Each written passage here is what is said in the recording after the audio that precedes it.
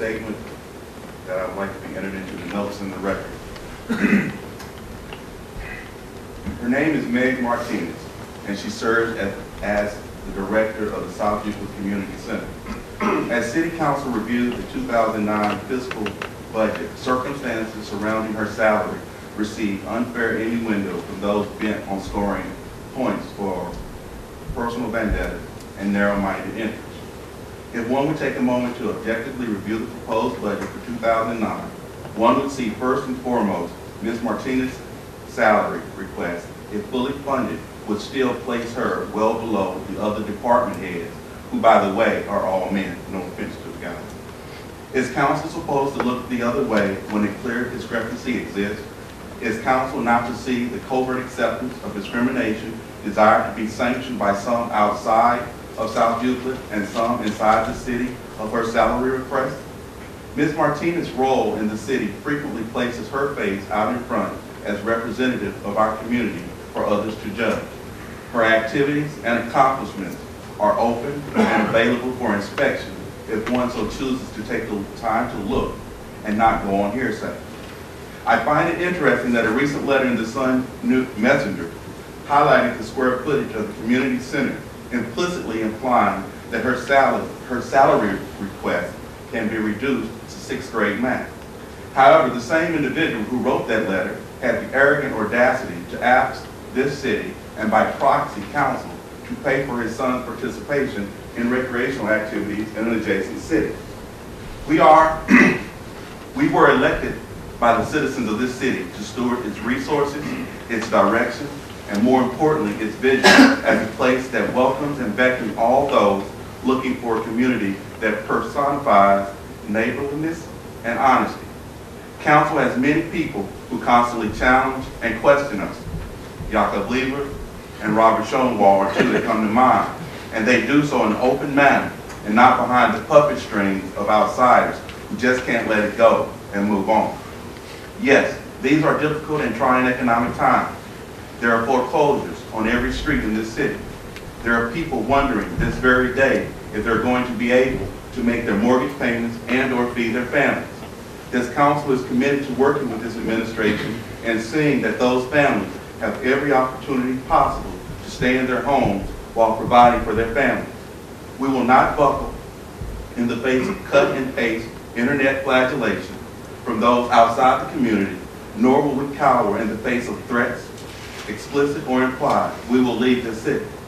The administration and council have worked closely to assure the city's financial stability.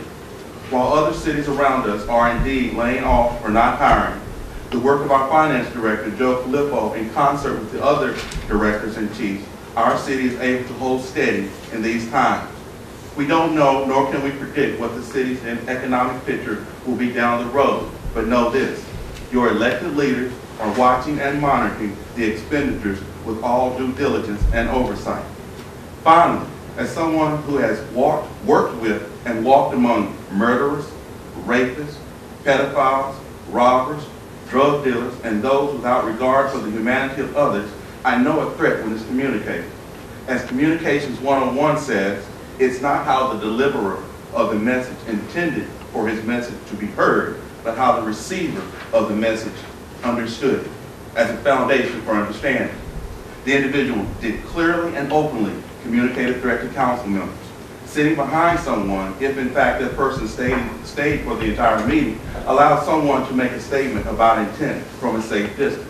As a trained professional and a researcher in the area of violence, I'm acutely aware of potential warning signs of an individual's potential for aggressive behavior or even worse. And anger and words associated with that anger are indeed warning signs. To insinuate that local officials are buying influence without one shred of evidence questions the integrity of public servants, and it's something that I, for one, will not let pass unnoticed or unchallenged. Narrow agendas, backward thinking, myopic perspectives will not serve the residents of this city. They will not be bamboozled, hoodwinked, or led astray by those whose only question in life is their own personal self-aggrandizement. Respectfully submitted. As a council person, colleague of hers in municipal government, an advocate for equality, equity. We have to speak on this because there's some injustices that are going on that we need to, I think as council, start to address. One, would we be having this conversation about Meg? And I am asking council to address this. And when we go into discussion about personnel issues, I ask that we revisit the salary issue of Ms. Martinez, because we've addressed this issue for 3 years. And last year, I remember on record, we made a promise that we would do what we needed to do due diligently to raise her salary to an equitable, comparable amount to other directors in this community. David brought this point out. Ms. Martinez, who is a female, is the only female director that we have.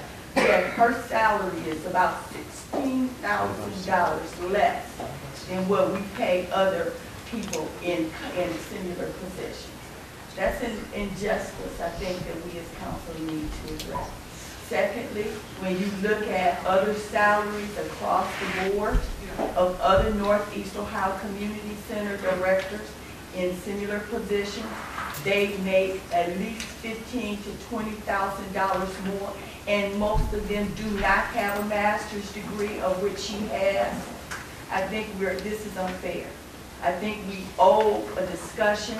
I don't want us to be making decisions because of someone's political agenda. We need to be making decisions that what is right and what is fair. We've got a strong administration, and by God, we've got to maintain a strong council that is going to be willing to make some hard decisions and decisions that are based on fairness, equality, and equity. And we've let this go past 3 years, and it's time to address it. I asked to address it last year. I commend you, Mo, because you brought it up. I feel bad when the lady asked us at the council meeting last week, last council, who recommended this, and you stood up and you said I did, and yet I felt bad because I didn't support you in that. But I want everybody to know I supported Mo in that decision, and I think Meg's salary should be raised. And we shouldn't nickel and dime her anymore. And if she was a male in a similar position, I don't think we'd be having this discussion. I don't believe it. Last year, we raised the salary of one of our assistants. We promoted assistant in the service department to assistant service director, and we gave them a raise and a promotion without any questions answered. And I think we should do the same for Meg. And that's my position, and I just wanted to put that out there, that when we go into a discussion about personnel, I am not satisfied with this $5,000 increase. It is an insult to our profession as community center directors. It's an insult to the work that she does for this community, and at least we need to give her what she is supposed to get to be fair and equitable across the board. That's it. Thank you.